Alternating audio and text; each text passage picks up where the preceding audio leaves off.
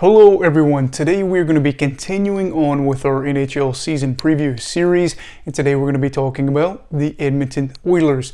Now before we start, I wanted to say two things. One, if you're worried about me not getting these out on time, no worries. I'm going to be putting out probably 3 tomorrow, and then it'd be 2 the day after, so they will get out on time.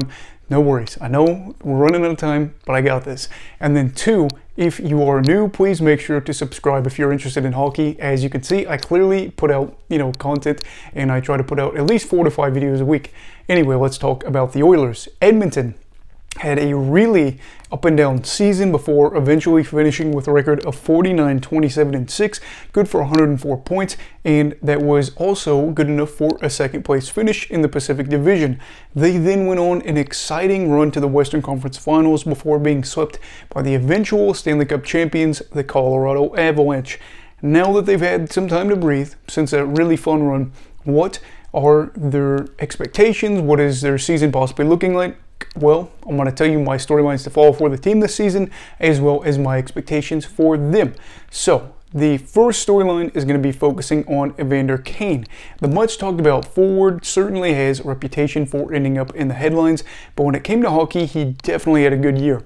We weren't sure if he'd be back because of the situation with San Jose in his contract. There was talk maybe they could get his rights back, but of course he is in Edmonton still and could be a clear or key player for the team.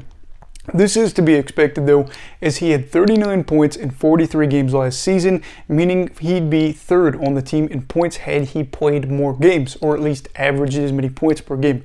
Now, really two things for this storyline that I have in mind. The first is, can he stay out of trouble from now on? Easier said than done, especially for athletes, especially somebody like him who's had run-ins before. But we do know that he and his teammates would love for him to be able to stop getting in trouble, focus on the game, and be able to play the game. Regardless of what you think of him, obviously the team itself or the success of the team could partially be tied to him. And from what we saw with him in the Oilers last season, I do think maybe, just maybe, he could stay out of trouble. But my biggest concern for him this season, but I do not support him, as a person, but I think as the hockey player, my concern for him and the team is trouble from the past is going to come on and rise on up, which would be, consequences of your actions, but that is reality. But stay out of trouble. As for the other thing, I'd say this really does need to be a career year for him. I'm talking about goals, assists, which clearly means points as well. Kane has historically been a good player and perceived to be a good player, but this year I say that why not have a year to remember, or at least I think that he could have a year to remember. Why? Well, he's coming off of a really good inaugural season with the Oilers, but had some more time to gel with his teammates and will be playing on that top line with Connor McDavid and should see considerable amount of time on the power play after averaging the 5th most time on ice per game played minutes on the man advantage last season for Edmonton. I will never say points are entirely the end-all be-all of things, but I imagine we could possibly be looking at Evander averaging over a point per game this season, and if he's scoring goals at the rate that he did in the playoffs, where he was tied with Nathan MacKinnon for most in the postseason while he didn't even play in the final, then we could be talking about him having a 100-plus point season. Will it happen? There are a lot of factors, clearly not just injuries, but what happens outside of the ice in his past. But I do think him being in his prime and him being in a good situation with his line mates could bode really well for him to have that career year. On to the second storyline for the season, we'll be talking about head coach Jay Woodcroft, and he will be an interesting talking point here as to what he brings to the table for his team this season. Jay took charge of the franchise around the halfway point last year and got a squad that had always had a lot of potential, but seemed to be very sporadic all over the place. This was still true just before he was named head coach, as the team had a really hot start to start out the year. They were like the first team to 15 or 16 wins, and then they had 6-ish wins, I want to say, in a 20-game stretch. And then he took over, and they went 26-9-3 the rest of the regular season and had that playoff run. The question now becomes, though, is Jay part of the long-term future with Edmonton, or is this kind of a one-off where he went in and all the right buttons got pushed and they were able to make this run, which we have seen before with assistant coaches or interim coaches. I would say my answer is a little mixed to this. I would have to say no. I really don't see Edmonton being a team that finishes with 108 points on the season like they would have been on pace had Woodcroft been there for a full 82 games. But the numbers in a lot of different areas did look really good once his rival or once his coaching, start began, I guess you could say. On top of that, I would really love to see how he handles this lineup. There are a few guys that you want to keep your eye on to see if maybe their value is going to decrease. For starters, you see Puljujarvi played less minutes for him once this coaching change happened, averaged about 17 and a half. Before him, after him, I believe he averaged about 13 and a half, 14.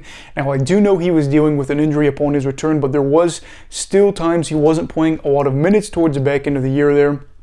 And this definitely could impact his value this season. There's other things too, like how much ice time former 8th overall pick Philip Broberg will get. His first stint last season was 23 games, and he only averaged about 13 and a half minutes per night, and we'll see if that changes. Those are just a few of the guys I'm looking at here, saying Puljujarvi has had kind of a rocky history with the NHL. Could this be kind of the end of his time with Edmonton if he sees less ice time? And then Broberg, I would really love to see if he's going to be in a bottom pairing role or gets into that top 4. But all around, I think Edmonton fans are eager to see him be the head coach for the future. Not too bad for a former actor, eh? As for the final storyline, we will be talking about goaltending for the first time in a while. I'd say Edmonton fans probably feel pretty comfortable or content in this area. That's because the team went out and got Jack Campbell in free agency, giving the former Toronto Maple Leaf a 5-year, $25 million deal to come over and probably be their starter. On top of that, they've also got the young and intriguing netminder Stuart Skinner, who will likely be their backup. I will say I'm a little confused about Campbell's deal being that kind of a long-term deal, because we have heard people say they view Skinner as a future starter in the league, possible future starter, I should say. So if that was the case, you would wonder exactly what would go on there. But with the rising cap, maybe that wouldn't be as big of an issue if Stuart was able to take the reins from Jack. Anyway, I would say this was one of those things that you look at and say this is a flip of a coin for Edmonton, as the situation could go one of two ways, more than that, but I said two ways to make it a little bit easier on us. The first is Jack is able to come in and play 50-ish games and prove it wasn't just him playing in Toronto, that he's a good goalie and is able to be that starter for them, a solid starter.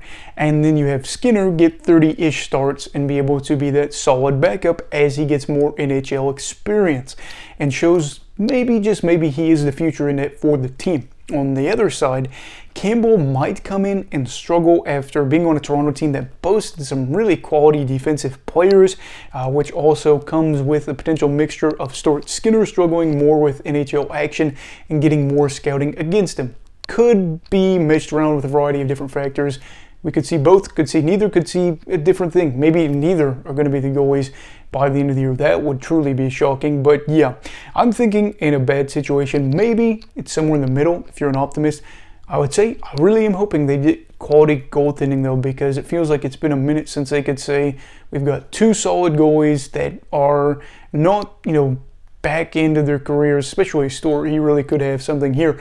But in general, I'm excited about that. So, having said all this, we've talked about a variety of things here. What are my expectations for the Oilers this season?